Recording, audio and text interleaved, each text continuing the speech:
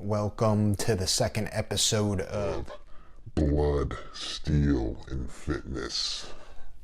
my name is Eric, and I want to talk to you today about the 3 insane health benefits of intermittent fasting. So you may be just starting your journey into fitness. I have been working out consistently for about past 2 years. I've been in fitness for 20 years, but have really hit a stride in the past 2 years. And one of the things that I kind of struggle with and have struggled with in the past is, calorie counting, logging all the calories, trying to figure out what my daily intake is. So one of the biggest things that I like about intermittent fasting is that it makes it very simple to roll at a deficit, which is imperative to losing weight. So you need to roll at a caloric deficit to be able to lose weight. So intermittent fasting is a really easy way where you don't necessarily have to log calories. I'm not saying don't, but it's easier to eat bigger meals and I definitely recommend logging calories, but it's easier to eat bigger meals, use common sense, and still roll at a bit of a deficit. So just wanted to get that out there. It's been more of a simplistic way for me as a dad, as a full-time employee, and as a husband. Got a lot on my plate, just like you all do out there. So this is just kind of an easy, no-nonsense way to lose additional weight. So I want to jump right into the first insane health benefit, and that's pretty simple. You guys probably figured it out. It's fat loss. So one of the things that intermittent fasting does for you is when you're rolling in 16-hour fast, that's what I do. There's multiple variations, as you guys will find here on YouTube. But what it allows you to do, it gives you time to burn off excess glucose and to actually tap into your fat stores and to burn off that glucose. So you're actually burning fat. You actually have the opportunity. And the problem, there's a lot of athletes that utilize the 6 meal a day plan. And that's good if you're an athlete. But if you're a sedentary office worker, where you go into work every day and you sit down for 8 hours and then maybe get your workout in after work, this might be better for you. You don't have to have 6 meals a day and you're busy at work. You can't, I got a Tupperware, I'm just going to eat my meal. I mean, some people have that, but if you're like me, I have meetings all day. I'm across town meeting new clients, etc. So it's not like 6 meals a day is just not really the way to go for my lifestyle currently. I have a very busy work life that I don't have time to eat out of a Tupperware every 3 hours. So with intermittent fasting, it's pretty simple. I fast until lunch. I eat a good sized lunch, go about the rest of my day, and then I come home and I eat another meal. I'll probably have a little snack in between. So with that being said, it's a really easy way to kind of get that fat burning engine going in the right direction by having that time to really get into removing some of that fatty tissue and actually using it for energy when you're fasted. So the second insane health benefit is that you're going to increase your insulin sensitivity. So why is that important? It is really important for health reasons. So, as Americans, we're the most sedentary as we ever have been. We're the most overweight as we have ever been. So more people are carrying higher levels of body fat for a longer period of time. And what happens in that case is that people are having fatty stored glucose, stored as fat, over parts of their body that isn't meant to have fat. So just like fat upon fat when people are in these obese situations. And, that's just unhealthy. Everybody knows that that's unhealthy. So when you're kind of in that condition, you will build up insulin resistance where insulin won't metabolize glucose. And you run into an issue where you're having high blood sugar levels that's detrimental to your health, and we run into the diabetic scheme of things. So that's pretty much common knowledge.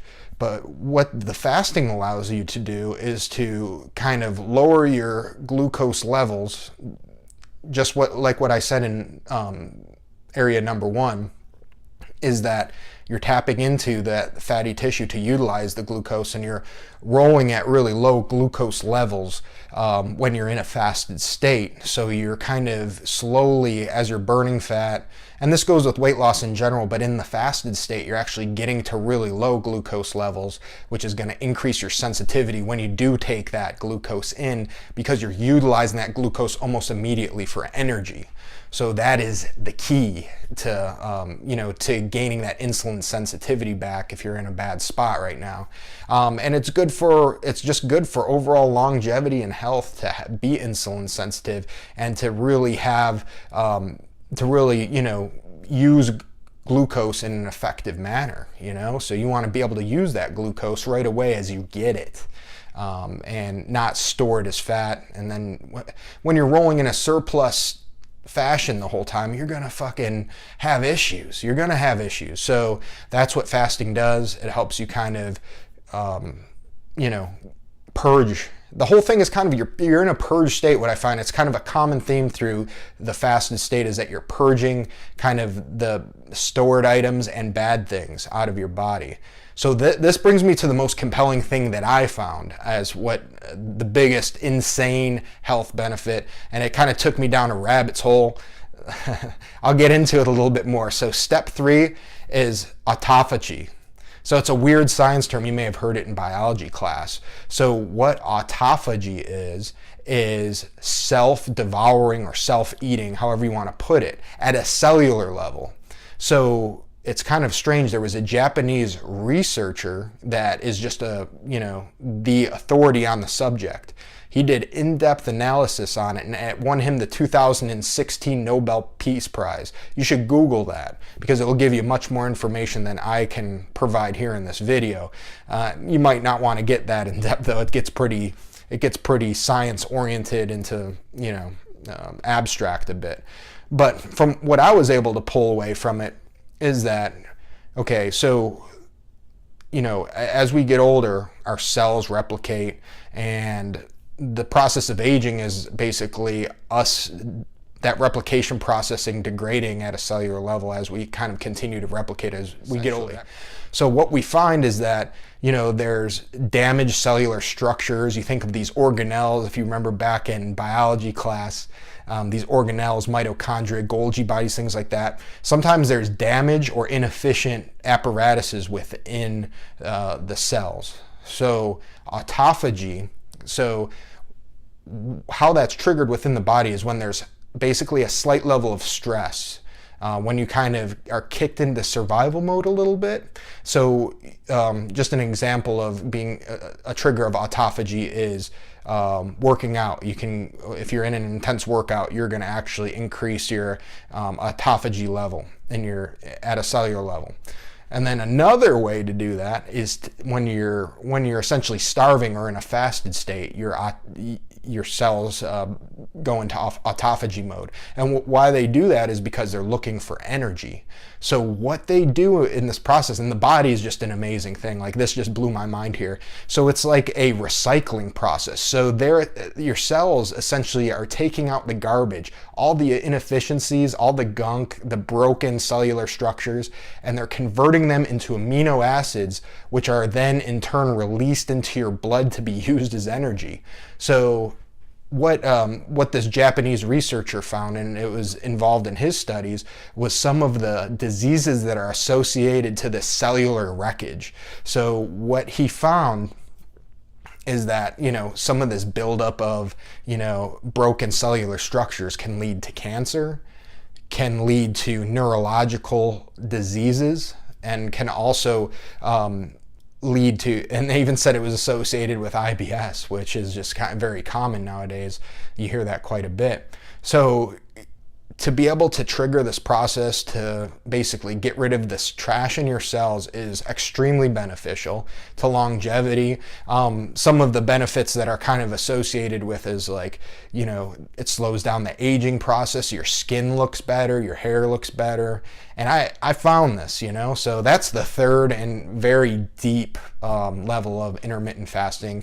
I kind of I was kind of curious because Terry Crews does intermittent fasting. He does the 16-hour fast, what I do. And I like Terry Crews a lot. I think he's a crazy guy, and I enjoy watching some of his antics in the Old Spice commercials, etc. But the first thing that he led off with, he did a YouTube video, and he led off with the autophagy aspects of intermittent fasting, that the self-devouring aspects. So I thought that was kind of cool.